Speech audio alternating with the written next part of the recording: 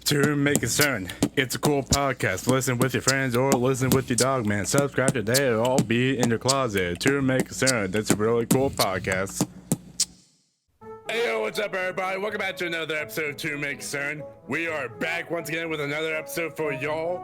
My name is Will. The man to my right is, what's your name, actually? Let's hear you say. My name is... Okay, Mr. Nice to meet you. It's Steven, by the way. He's just stupid. I'm just very bad at words, you know? And if you've never seen the podcast before, this is where I bring up topics that Steven may or may not know about because doesn't know a lot about pop culture because he lives under a rock. Mentally... And that rock is also known as Auburn University. Just want to throw that out there. You would think that being in college would be teaching me about pop culture, but quite the opposite, in fact. If anything, I've seen less pop culture while I've been in college than when I was living at home. Fascinating. Very fascinating. And it's probably because you spend all your time in your dorm and not going to any What do you mean college dorm? activities. I live in an apartment. Thank you very much. Whatever. I mean, it's basically the same thing, but at least I have my own room. Can't get that in a dorm. Well, you actually can in some of them, but this is cheaper, so. I had my own room back in my dorm. I think some of the dorms here, you can have your own room, but they're also expensive, so, you know. I'm spending... I mean, college is expensive regardless, so it's like... Yeah, so the less money you spend on housing, the better.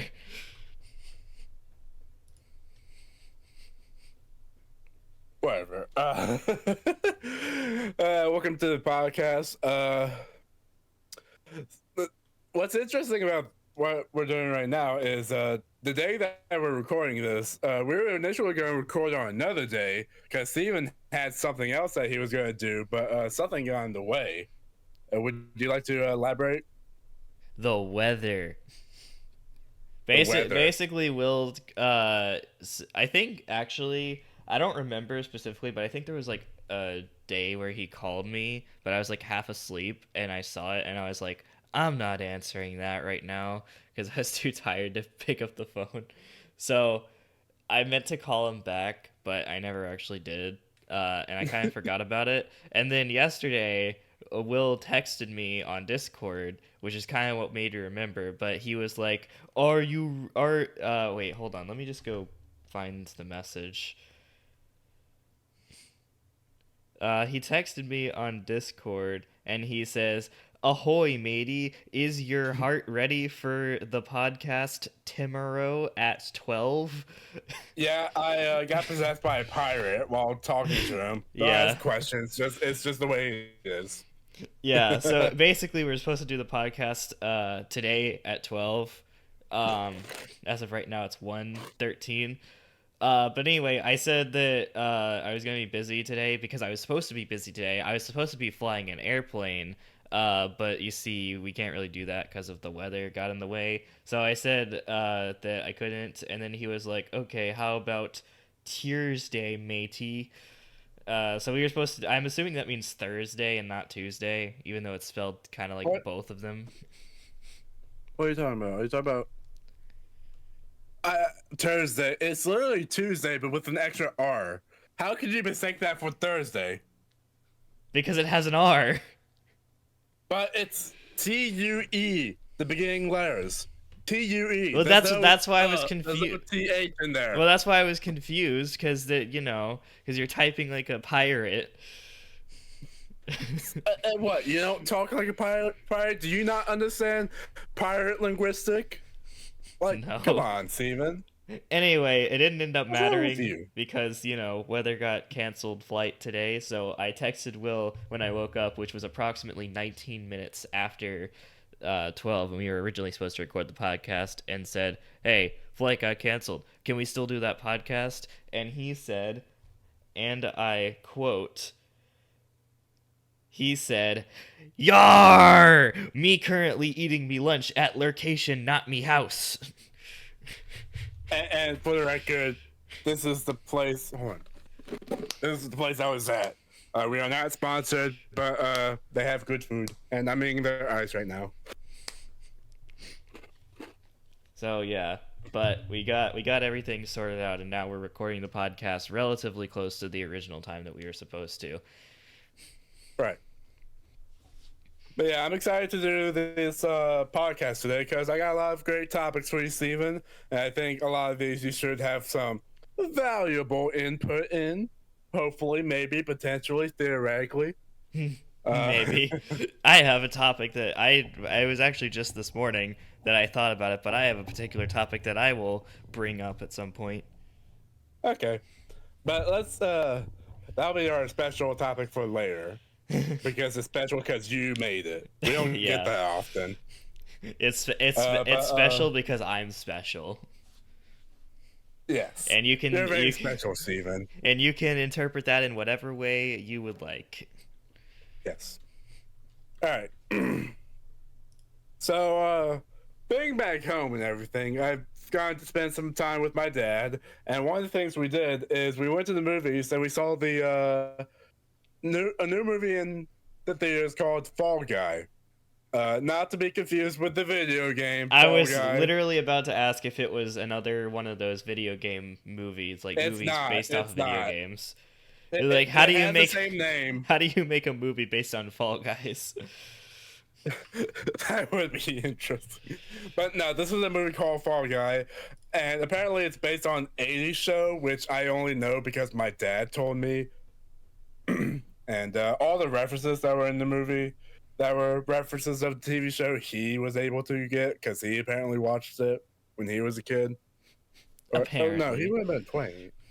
I don't know. But but yeah, basically the plot of this movie is about a stuntman, and the movie is essentially about a movie. And like the stunt guy. Wow, the movie is about a movie. But it's more specifically about a stuntman who, like, he has to go on this mission to, like, find this actor that he doubles. Like, this actor went missing, and so he has to find him, kind of like a action star. And throughout the movie, there's a bunch of stunts, like, and action sequences. But it's all in the context of, like, he's a stunt guy, so he'll be able to take it. Just let the stunt guy do it. Stunt guys are literally invincible. Yeah. So that's a movie. I'm not going to spoil it. I was about to go into like the plot intricacies, but you say that like you expect me to actually watch it. At the time of recording this, it's still in theaters, so if you want to watch it, go ahead. But watching this made me think. It's a good movie, by the way. I don't know if I said that yet, but it's a good movie. But this has me thinking. What other kind of movies could we make about the process of making a film? Like stunt doubles are a part of making films, right? So, what other parts of movie making could we make an entire movie based on? What? No, I just had an idea. What if we had an entire movie that was based on just the people who do like post-production stuff?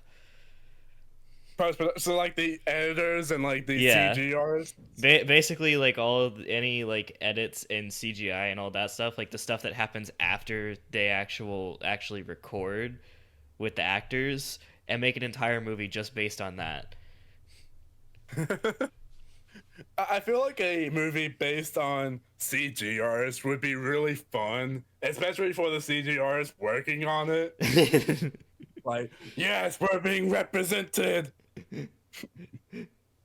Like, that would be cool. And like, I imagine the plot would be something like the CGRs have like 5 days to work on to get this particular scene finished, but in the middle an apocalypse happens and it's like a bunch of CG monsters coming out that they have to defeat. But we have to get we have to get this movie finished no matter what. Yes. Nothing can stop us. Yes. So that's what that movie would be, and it would be called what would it be called? Like CG artists uh, finish a movie during the apocalypse. CG apocalypse. Yes. CG apocalypse. Amazing title right there. The best. All right, so that's one idea. Another idea is what about the boom mic guy, the guy who like holds the boom mic over the actor's head, like this. We need. What if we make a movie for that guy? This is The boom an guy. entire movie just entirely focused on the boom mic guy. Yes, there's no actual plot to it. It's just like let's film a movie, but none of the plot is actually gonna matter. We're just gonna point the camera. No, I got it. So you basically go on the set of a movie that's like an actual movie that's actually being produced, and then you go on that set, and then you also like film the guy who's running the boom mic, and you just film him constantly for the entire movie production, and then take all that footage that you have of the boom mic guy and just make a movie out of it. And it's just an hour and a half of a guy just going. Yeah. Maybe put some like special effects over it. Maybe at one point he looks like he's about to drop the boom, but at the last second he catches it and he doesn't drop it, and everybody cheers. How about another movie where during a film production the boom guy actually drops the mic and the mic falls on an actor's head and it just goes boom, and then They just make that part of the movie. and he goes on trial for murder. Like, but it turns out it's a conspiracy, and the studio that makes the boom pole, it actually was sabotaged so that his hand would slip. So he has to prove that the studio is actually guilty, and And then it just becomes a court movie from there. and at some scenes, the camera should just zoom out to show another boom guy not related to this movie, or at least not to the plot, but just to show, hey, we're still booming everything. We still got a boom mic. That would be. I would watch that. What would we call it? Law and Order Special Boom Mic Unit. No, Boom in Order. Boom in Order.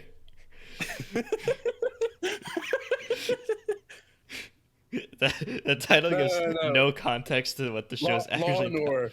No, Law and Order Special Boom Unit.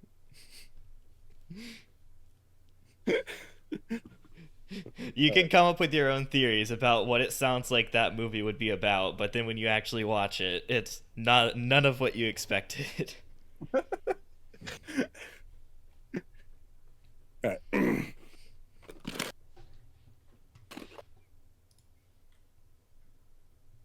So those are two great ideas we have.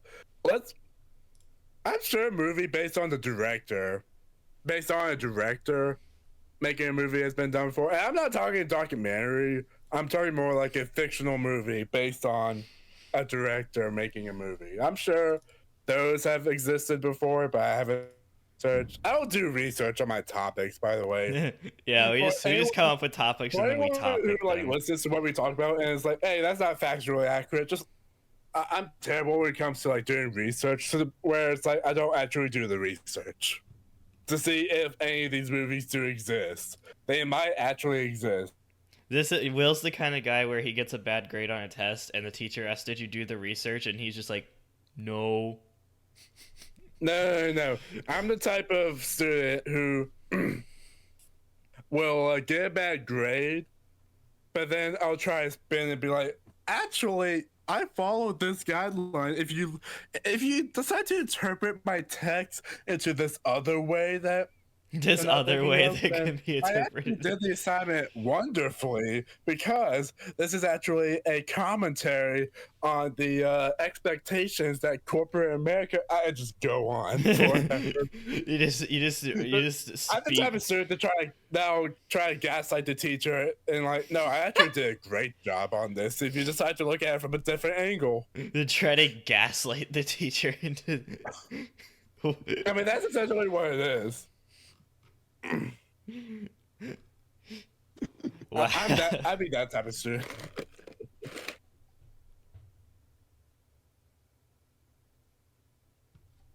I will never admit my own faults. I'm never wrong. As soon as I try to say that, one of the ice that I was trying to munch on almost got caught in my throat. He was about to have I he was think about to have an I instant think I'm gonna karma. take that as a sign from God to be like, be humble. Okay. All right. So for this next topic, I'm gonna go on a little bit of a rant, and Oh, this is we love very those. We love when that happens. and in advance, I'm gonna preface this. This is very first world problems. Just like this is like totally just not a huge issue at all. But this is something that just personally annoys me. And I want to know what you think of this, Steven, as well. So Right. it really seems like this is only really a thing in America in particular. I'm not sure if it's much of a thing in other places of the world, but I know in America it's a big thing. Why is this such a stigma? Hold on, I'm getting ahead of myself. So what I'm talking about is tipping. Like when you go Oh to a restaurant yeah. and you like get your order and like you have the option to tip. Why is it that when you're with a group of people, it's almost like you're like obligated to tip? Like, have you noticed that? I Like, mean, yeah. I mean, it always feels like an obligation, even when you're not with a group of people. I would say, just because like we just been like as a society conditioned into thinking that it's the right thing to do, even though technically a tip is which is ironic given a lot of other things that society also does, yeah. which is like, so that's like deeply ironic in my opinion. But I think for me, it's less about me not wanting to give money to the like workers because I understand that the workers often have like they're all, like they could be like underpaid and also like and that's the thing about it too. The way it's set up is like they'll receive less money from like the restaurant itself, and that'll make them have to earn their money more from tipping Right. more than anything. Which I And think, I'm not a fan. I'm not a fan of that system. Like, yeah, because it's like I it's personally dependent on the think, customers, and it puts the customers in an awkward position of like, well, I've already paid all this money for this bill, but I'm also don't want to come off as too much of an asshole for not paying the server for this meal. Like, right. And like I agree with like I think that it's definitely a bit of a flawed system to basically have. So you have this worker, right? And they're working this job because they need to get paid, because they need to earn money so that they can support themselves. But the job is like, "Hey, we're going to pay you less money than you actually need, and then the rest of the money you're just going to get from the kind graces of all the customers that you serve." And so right, it makes the workers reliant on the general public to pay them, and the general public is under no legal obligation to actually give a tip. It's not something that's legally required. So like if a bunch of people just collectively decided, "Hey, we're not going to be giving tips anymore," then like a lot of these fast food workers, or not fast food, but a lot of these servers and stuff like that that rely on tips for like half their paycheck are going to be screwed because they're not getting paid enough. And I think that that's a flawed system. right.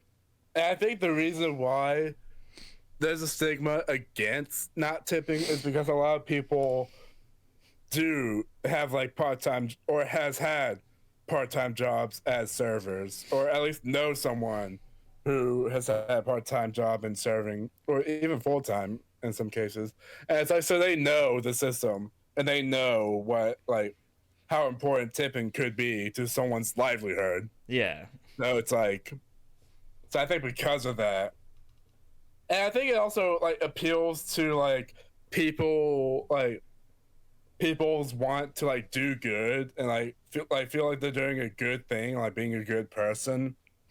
And so tipping is an easy way to like fill that quota of like I did a good thing, so that means I'm a good person. Right. But So see, the thing is about that is like a lot of the time these days people tip because they feel like they have to, not because they want to, Right. because a tip is supposed to be like a kind of a thanks sort of thing, like, you know, your server did a Right. really good job or you really enjoyed like the service they provided, so you're giving them extra money to show that you appreciate them. But because of the fact that employers have taken advantage of it to start paying people less and make people reliant on tips, it's evolved into something that people feel like they have to do, because if they don't, they're taking away from how much these people are making. Like, it's become expected rather than something that you do to, like, say basically you did Right. a really good job. like something I noticed, like anytime I go to like a street vendor, like let's say there's like a vendor on the side of the like either at like a park or something that's like selling current ice or something, and they Cut have like a ice. I'm just using them as an example. Like let's say they have like a screen to like you can put your debit card, like tap on it, and then it'll give you an option of tipping, like how much of a percent of a tip do you want to give? And a lot of times, like the option for like no tip is gonna be like really really small. Yeah.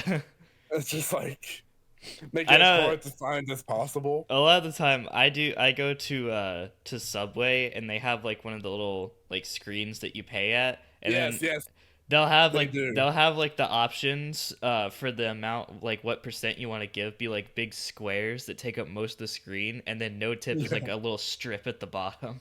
Yes. Yeah. And it's like a lot of times when I do go to Subway, I end up just hitting just no tip, and it's like every time I do it, I do feel a little bad, but at the same time, it's like I just hate this system, and I just Yeah. hate that a lot of times, like the tips that servers make are like that's the number one source of revenue that they're making. Yeah. Like I Like feel I just hate that system. Like like what like yeah. I hate that system, and I feel bad for the people that have to rely on it. Yeah. So it's like every time I don't give someone a tip, I do feel bad for it. But it's just an awkward position to be in when it's like, especially if you're like hard on cash Yeah, and you don't have a especially lot if of you're a money on college you. student. Yeah, if you're a college student, that's exactly how you are. It's just like I'm trying to make sure I got enough money for No, like I'm, for I'm myself. trying to spend. Like, I'm coming here because I want to spend the least amount of money possible. Like right. specifically for Subway, the example of Subway that I use, I only go to Subway because we get coupons for it. In like our apartment mail, I think they just get sent out to everybody around here. But we have coupons, so like I use the coupons to go there and go cheaper. Like I'm going here because I can save money. I'm not trying to spend all the money that I just saved by giving a tip. Right. So, to try to wrap up this whole rant of mine, my problem is not necessarily the servers asking for tips. My problem is not with them. My problem is just with the whole system of Yeah. tipping and how, like you said, how exploitative it is of restaurants to try to spend less money and try to save more money Yeah. in And expense like of these servers potentially not making enough money. there have been discussions. Like I actually saw a YouTube comment thread one time about this. They got into a really big argument about this topic where it was talking about how like tipping is bad, and like it puts too much stress on the general public to essentially make up for part of service workers' wages. And they're saying like restaurants should pay their workers more so they don't have to rely on tips. And then there's other people that come into the argument and they'll say, well, if restaurants paid their servers more, then the prices of all of the menu items would go up, which might be true. But the answer to that is that people don't care if People the make more money anyway, so it's exactly like exactly what to make. People are saying like they don't care if the menu items are going to be a little bit more expensive if they're not going to feel pressured to give a tip, because like it's going to balance out. Like all you're Yeah, doing is taking the amount right. that the servers would be making in tips and giving it to them as actual pay. it's a transfer of cost, not an additional cost. Right. And to make one thing clear, like if a server like stands out as like actually doing a really good job and is like super nice, then I will leave a tip. Yeah. So it's like I do still tip. It's not like I 100% all the time. It's just like no extra money for you. Like I'm not like that. But the point I'm making is that tipping, like making it a requirement, is stupid, and I just don't. I just hate the stigma that it creates of like not tipping, because servers are a lot of times dependent on these tips. And I Right. just think it's a bad system. And yeah.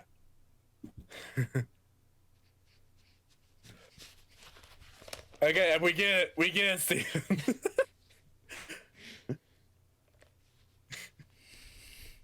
You look like when you have your headset off and you look like I don't know if it's John Oates or Daryl. It's you look like one of the two duo of this pop band from the no pop duo from the 80s. I think Daryl Oates, I think the name is, but you look like him, I the have blonde no one in that idea who you're duo. talking about. Have you heard that song? Like, oh, here she comes. Watch out for her, she'll chew you up. Oh, here she comes. Have you heard that song? No. Okay.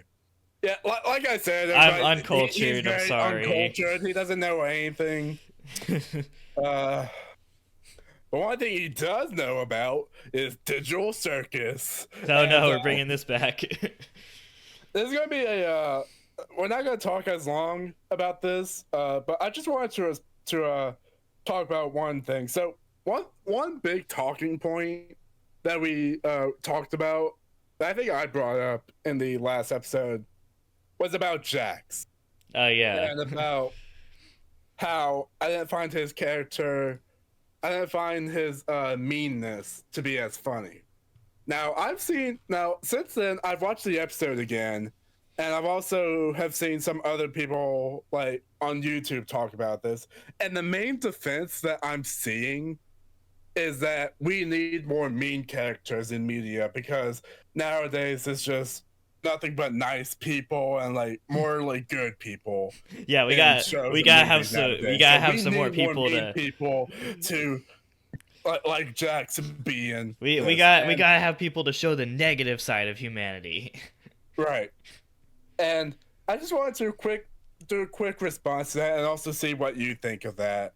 Like my main response is, my problem with Jax in that second episode was not that he was mean. That's his character that Yeah. was built up in the first episode. My problem was he just wasn't fucking funny.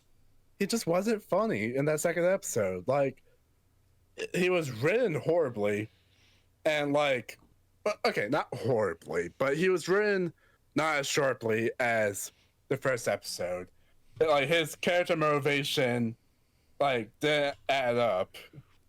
Like he wasn't interested in this mission, but he also wanted to sabotage it, like just for Yeah. like, even if it like did make sense, it just wasn't.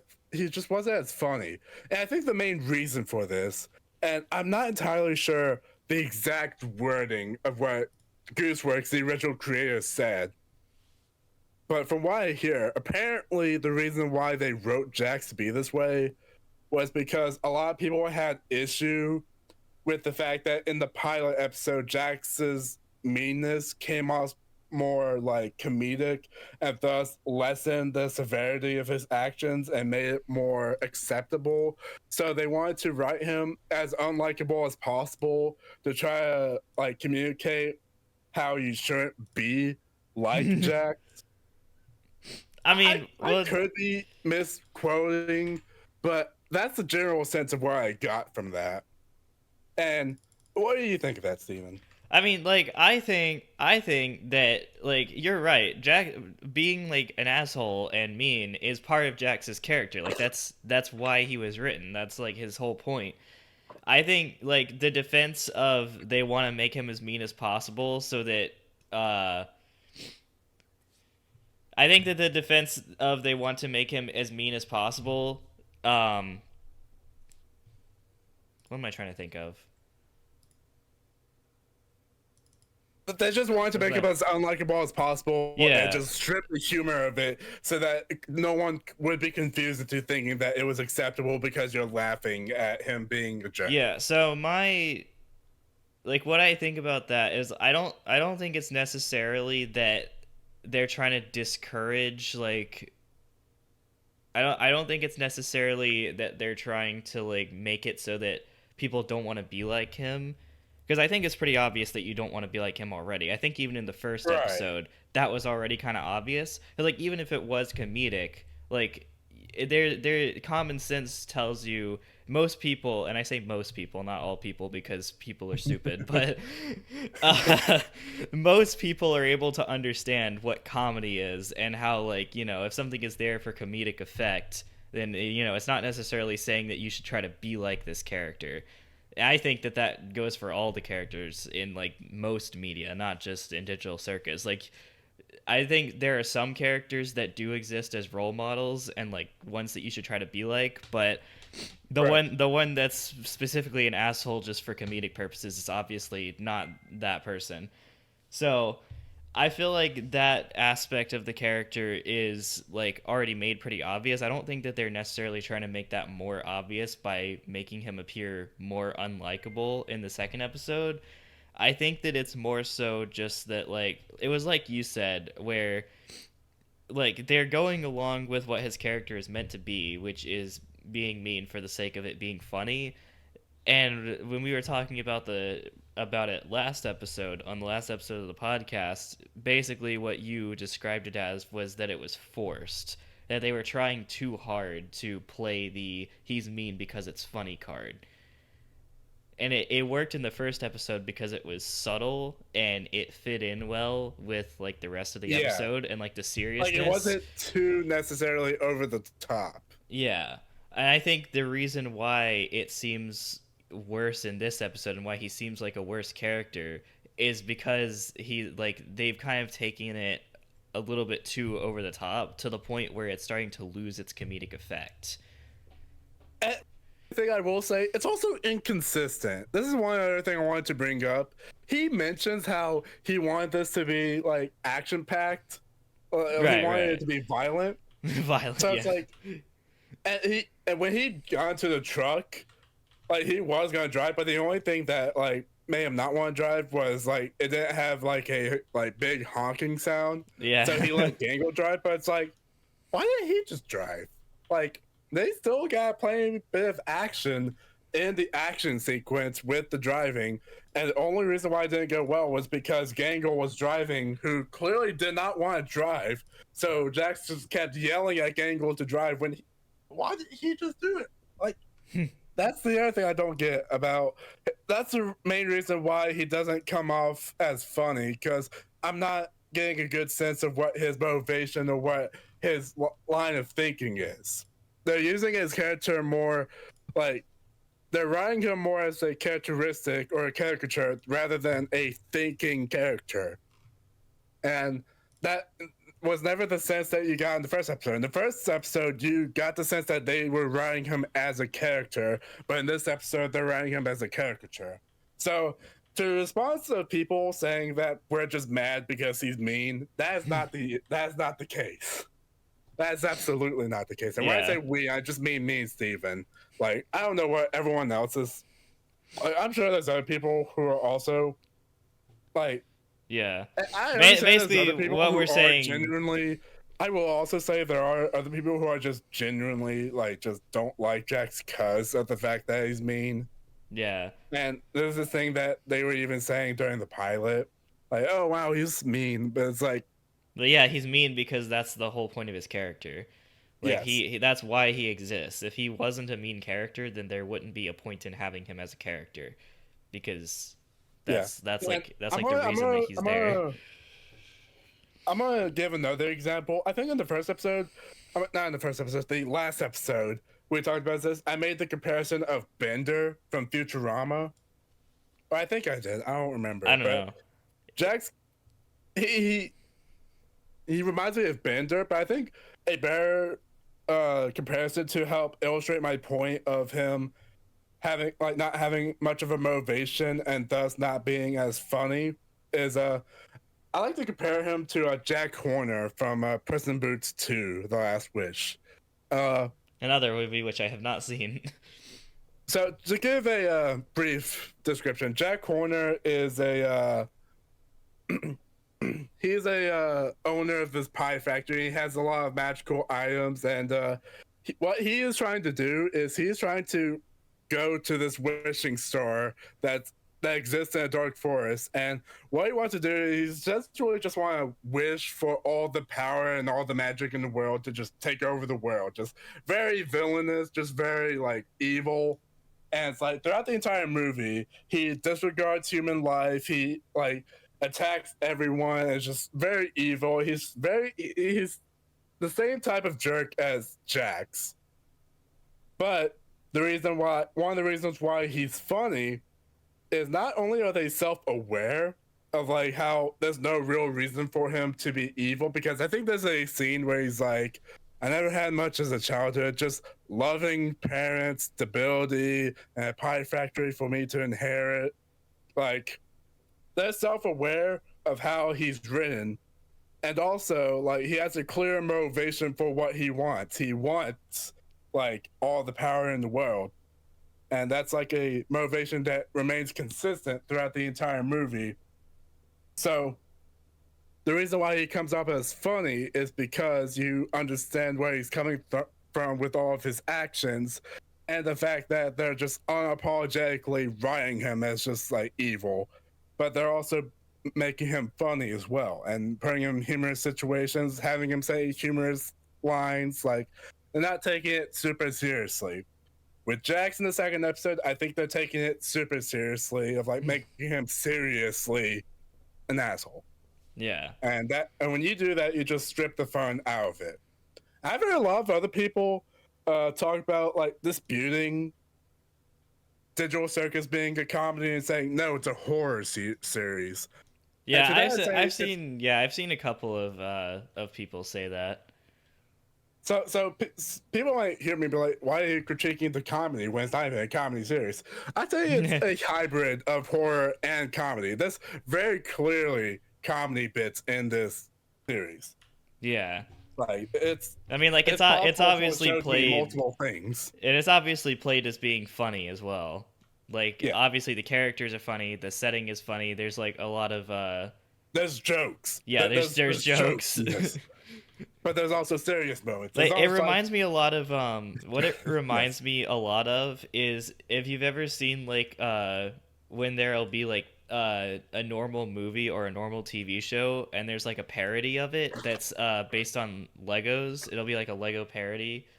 And a lot of the time, and this also is sort of a thing in the actual Lego movie as well, which is not really a parody of another movie, but it is basically the Lego based content is that they're usually written to be more comedic and more funny than like the things they were based on, and they parody what they're written based on a lot.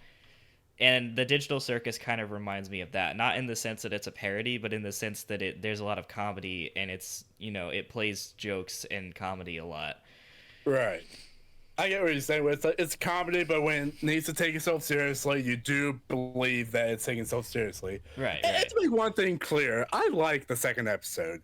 I know I've just kept talking about the things that I don't like. I think that whole action scene in general is just like the one segment that I didn't really like super like, but everything else I loved. Like, I loved the setting, I loved the existential crisis moment with the Australian gator man, aka Gummy Goo. I don't know. Like, also, I will that's take his it. name, but the whole time we just kept calling him the Australian dragon-looking dude. That's because the one trait that stuck out to me about him was the fact that he was Australian. Also, I will take a moment to point out, since the last episode, I have seen on the internet people talking about the Pomni and Gummy Goo ship. And like it's already real. It's already real. And to that I'd say, okay. It Like when is. it comes to like shipping characters, like they made a joke about this in the Pomni Wake Up It's Time to Go on an Adventure. They predicted that there was going to be violent shipping wars. Yeah. So it's like, it's always just going to happen, It's no real. matter Like what. there's nothing you can do about it. Yeah. So yeah, I just wanted to talk about that and just get my updated thoughts, in light of all the other reactions and reviews to come out. Uh, I do think there is improvements that could be made, but overall, I am still liking the direction that this is going.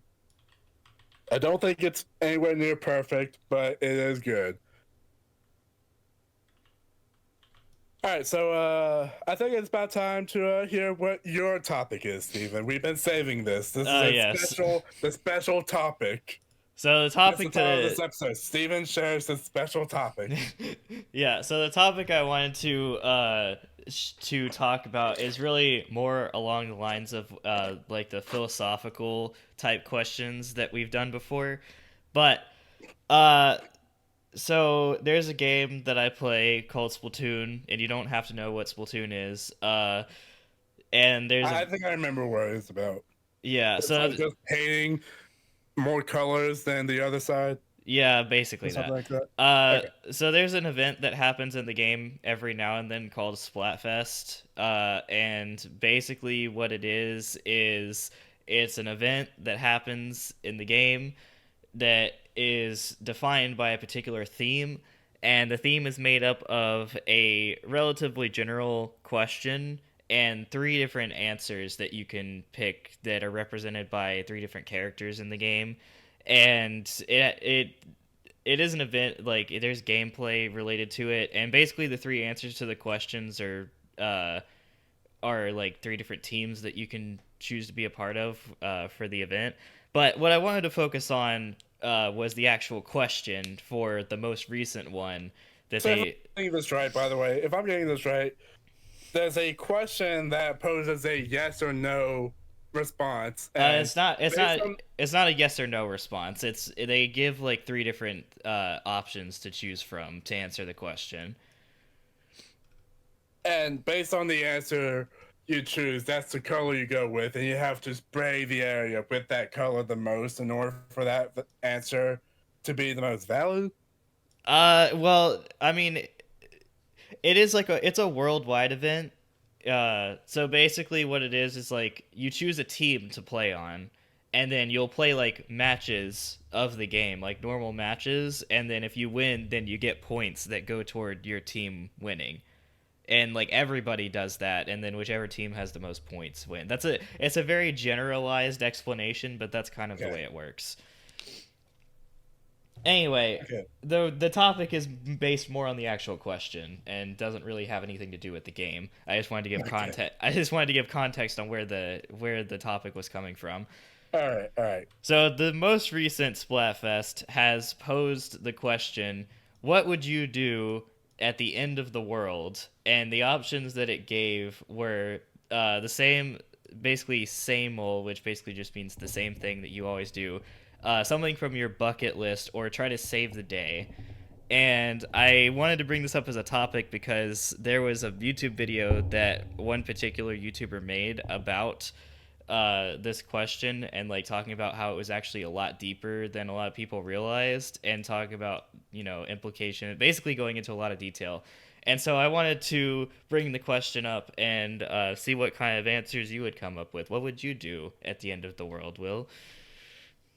So assuming the end of the world means like I'm gonna die soon because the planet's gonna blow up or something. Yeah, If probably. that happens, then like at the end of the world, then it's like first off, I don't know how I'm gonna be able to like save the day. Like, what am I gonna do? Yeah. Like, stop the planet from blowing itself up? What am I even supposed to do to like quote unquote save the day? So there's that. If I knew the world was going to end very soon, like let's say it was going to end tomorrow, and today's my last day to do whatever, I would spend so much time thinking about what I could possibly do that by the time I actually get to it, the world would already be over. So it's like I would probably just, like sit there. I'd probably just like sit in my closet over there. Your And just like, closet, contemplating the end. I'm just gonna like put on some headphones. Let me just put on some music, and I'm just gonna go to sleep and just be like, all right, it's over. It's over. The end is near. Nothing we can do about it. Just like, let me just listen to all the music I want to hear one last time, and yeah, Yeah. because if everyone else is also uh thinking the world is ending, then there's probably gonna be a lot of chaos outside. So I'm probably not wanting to indulge in all of that, right? Right. Like, so that's also what I'm thinking of. Is just like, let me just have one relaxing. Let me just have one final relaxing day of like just relaxing in my house by myself, and then just yeah. Yeah, it's yeah.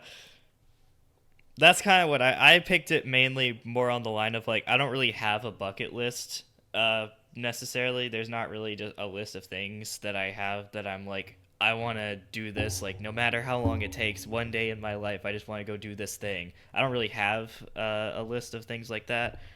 Um I don't either, but I do kind of want to make one because I do think it would be nice to have like a list of like just general cool things to like have done, like yeah. meet a celebrity or Like like if you had a point in your life, an opportunity where you were given the opportunity to do absolutely anything that you wanted, then you just have like a list to pick from. right. I think back in school there was a assignment where it's like you just made a bucket list, but I could probably go and try to find it. It probably be one of the main scrapbooks that my mom has made over the years. She loved making scrapbooks. I could probably find it in one of those. I think one of the things I said in that bucket list I remember is kiss a famous YouTuber. Kiss And by YouTuber I mean YouTuber girl, obviously. Like obviously. Pokimane or someone like that. Obviously it would be a girl. We're not out here So, kissing we're not out here kissing boys. but we don't discriminate. But we don't But, discriminate. we're trying to get as many subscribers as possible, so we gotta be all inclusive. I mean, if All right. you like kissing boys, I mean, like I'm not gonna judge you. Like I'm not here to pass All judgment. right. Do what you want. All right. So is that the whole topic question? It's just like what would I do Yeah, in the basically. world? I just wanted to ask because it seemed like an interesting question, and like It is an interesting I think it's question. interesting to consider the context of like Splatoon. This is Like, a Splatoon festival. yeah, Like we're trying to play a fun game. We're not trying to have yeah. existential dread over But here. it's also the fact that like Nintendo is pretty well known for making like more kid friendly games and games that are like less violent, I guess. And Splatoon is definitely one of those games. Like it's a shooter, but it is specifically based on a theme that's like, you know, friendly to kids. It's not like your typical Call of Duty or something like that. And I think it's interesting that in a game that is played by people with single digit ages, they're posing this type of question. You can't ask kids this. I feel like as a kid, I would have probably responded with, "Oh, if the world was ending, then I would go to the convenience. I would go to Walmart. I would get all the candies. Because Get all the what are they going to do? Put me in jail?" Yeah. But yeah, So the I don't really see a problem with asking kids that question. I feel like no, I don't think any of them would really think like that horrifically deeply about it. It's just like yeah, but I mean, I but don't it's just like it's a weird question to ask them because like it's forcing them to consider something that they probably never thought about before. know, which is their own mortality. Yeah, like I don't know. I kids feel don't like usually think I about don't know. that. I don't know. Especially if one of the answers you said was save the day. I feel like kids would be Yeah, like, that's what yeah, I thought. save the I day. would think that most kids would probably pick that if they saw it. It's like, of Yeah, it's like course, like you know, all the kids' TV shows and stuff that they watch. Of course, they're gonna choose to save the day. That's what all their favorite characters do. Yeah, I would hate to meet the kid that would say like, "We're gonna die, we're gonna die, we're gonna die, we're gonna die, we're gonna die." Yeah. Like how much fun is that? But yeah, the YouTuber that I was watching the video, like where they were discussing this particular theme, they were basically talking about how like they didn't like the fact that this was a question that was being asked in a fun video game that's supposed to like have fun, because they were talking about how like it's not fun to consider the implications of this question and like what it would mean for them or like what it would mean for other people. And basically like I can send you the link to the video if you want to actually hear it. It doesn't really go into detail about the game itself. You don't need to understand the game. He talks mostly about like the implications of the question. I think that's just the thing. Like most kids are not going to think that deeply about the implications. They're just going to Yeah. think they're just going to think the genetic action like Superman movie But yeah, but in their head the of other thing just to consider is like or Superman comic of like the world ending, but then Superman rising up, this like is or something like that. That's what they're going to think of.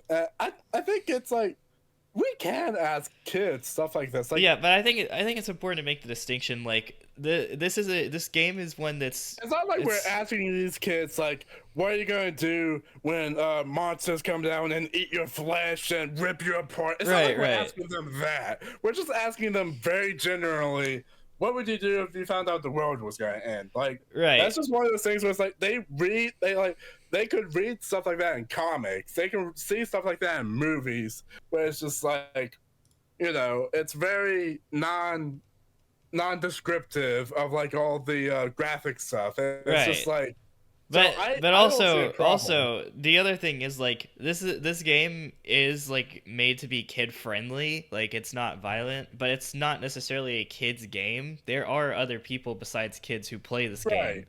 Like kids Like are like not the only Splatoon is like age I group. imagine the age range I imagine for Splatoon is like in like the tween area, kind of like the 10 to 12 year olds, where it's like, they're not necessarily like, I mean, there's older people that play it too. Like people play it yeah, but I'm well talking into about like like their the main adulthood. demographic, like the main demographic being like in that Yeah, age I range. And like yeah. I feel like by that age you're well aware of what mortality is. So it's like it's not that, so it's like Yeah. a question like what would you do if you found out the world was ending? It's not that deep. Yeah, I should You know what I mean? I should have given you homework, but I didn't think about this question until like right before we were going to do the episode. So And that means you failed. I'm going to give you homework after the episode.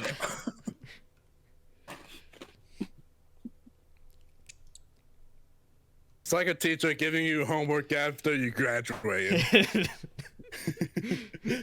I mean, If you don't do this homework, I'm gonna revoke your graduation. You gotta come back to school.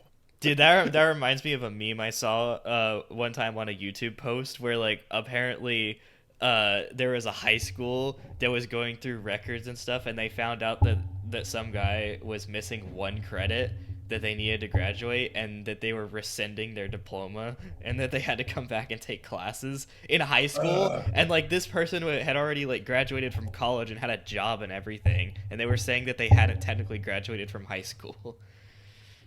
but if they already secured a job, then like, what's the point of coming back? Exactly, Like the yeah. whole point of going to school is to get a job. That's what every adult says when like giving you the rundown of like your future plans. So it's like if you already have a job, then what's the point of coming back? Exactly. Like, what do you think they're gonna do? Like, imagine going to high school and you just see this like 30-year-old man like in class with you. Well, they said that I didn't have my diploma because I was missing a credit, so I had to come back, you know?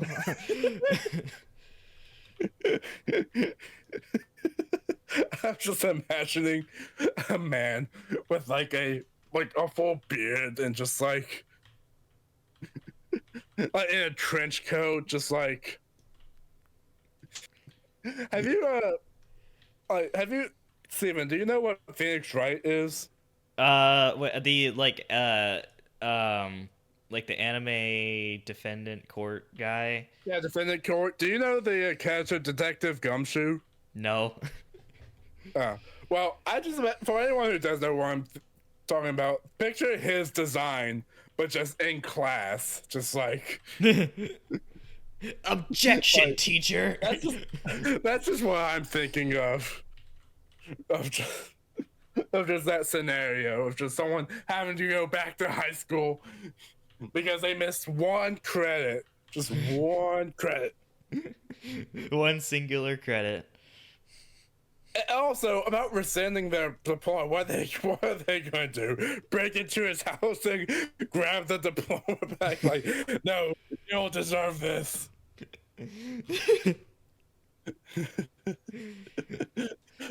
that's that's what our next movie is going to be. But that's what my next movie is going to be. It's just going to be about the situation. But it's going to be. I'm going to make it. I'm going to take it further. It's going to be a 70-year-old. Like, lived the whole life and is now in retirement. But then it turns out the high school he went to, they went through his records and they found out he didn't actually have the qualifications to graduate, so he has to go back to high school for a full year. That would That's be our a good that's our movie. new movie idea. Like that's my new movie. I'm just getting all the movie ideas today. All right. So how long have we been going, Steven? We've been going for 56 minutes. Okay. I'm gonna do one more topic. One more topic. One more time. There's actually a Drake song that has that exact note. It's just one more time, hit my line. And by the way, when it comes to the Drake and Kendrick beef, I think as of right now it has subsided to where like they've dropped their fair share of diss tracks, but right now it's just kind of like paused. And now, what I said before about this reaching mainstream attention is now true because I've seen like reaction videos from like people who don't even listen to rap music, but they're now reacting to the diss tracks and now reacting to the whole beef. And it's like, this has finally gone mainstream now. Like everyone is now It's knowing about mainstream. this. And like, there's like animations being made on. There's just one, like Oscar animations. It's just like if Kendrick and Drake beef was an anime, and I'm gonna send it to you after Kendrick this. and Drake beef was an anime. Yeah, and it's essentially a scene from Death Note. I don't know if you know what that is, but it's like very dramatic, and I'm gonna show you because it's funny. All right, but regardless of that, Steven, Yeah. I am gonna have you do a little activity for me, Oh if you no. will. Oh no. Should I be worried? Here's what I want you to do. I want you to open Google for me. Like Google the actual website, google.com? Yeah, just Google. Just have the Google search engine ready. Oh, okay. I'm Googling something. You could just tell me to Google X. Well, if you do that, you go to where Twitter was once. Yeah, fun fact. The Twitter/X that's technically be renamed to X, the domain name for that is still twitter.com. And you want to know why that is? Why?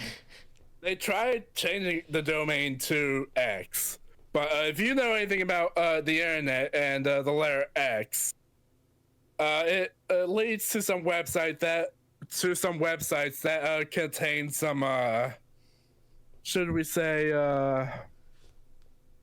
graphic content. Okay, well, I'm definitely not going to go to x.com then. Nah, I'm not telling you to do that. What I am gonna. Alright, so here's what I want you to search up. I want you to search up the phrase, "Why is my wife yelling at me?" I want you to tell me what comes up. It auto completed, so that's a sign. The top result, well-being's counseling. Potential triggers for a wife's yelling include feeling unheard, financial stress, mental health struggles, disrespect, etc. It's important to understand the root cause. Constant yelling damages trust and emotional intimacy in a marriage. It also negatively impacts any children exposed to the fighting. Okay, so that's that, right? Now what I want you to do is replace. Uh, I just now want you to search up why is my husband yelling at me. Oh no, there's gonna be a difference, isn't there? It's the first result when I. Help is available. 800-799-7233. I'm not going to call that number because I don't trust you. But you see the difference, right? Why is my wife yelling at me? Here's some things that you could do. Here's why you're the problem if your wife is yelling at you. Why is my husband yelling at me? We can help you.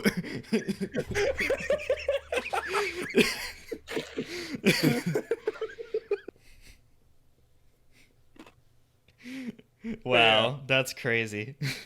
That's So crazy. I just want your input and your commentary on And I want to point this out observation. I would point out the next result after that at the top of Google is National Domestic Violence Hotline.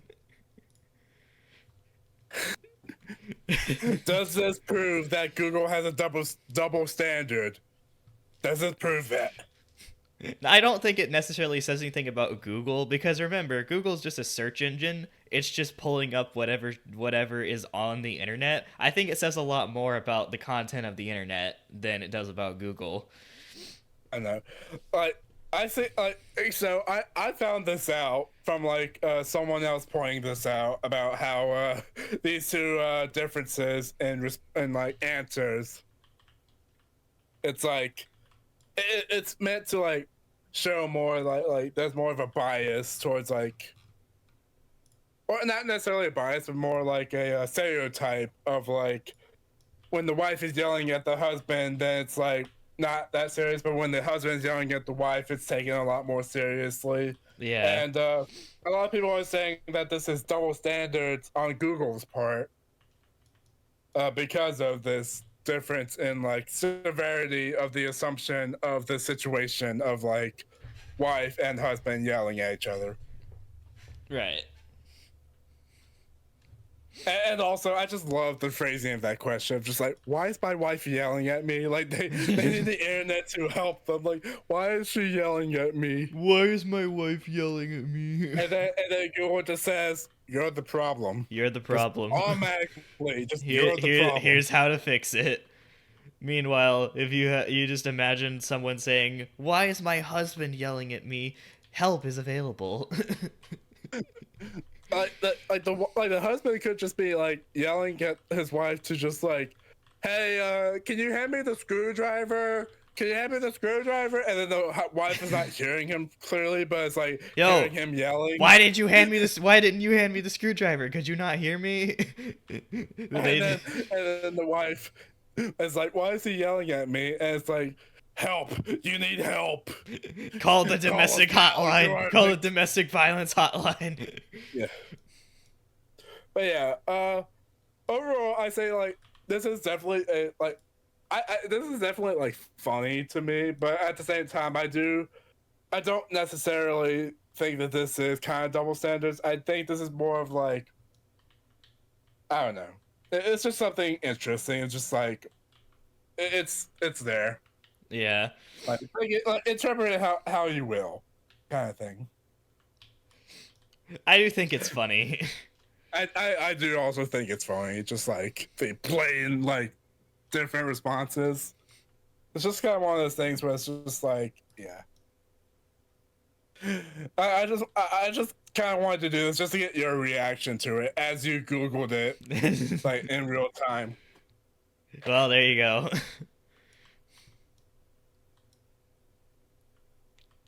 All right. So, yeah, that's I think that's gonna be the end of our episode.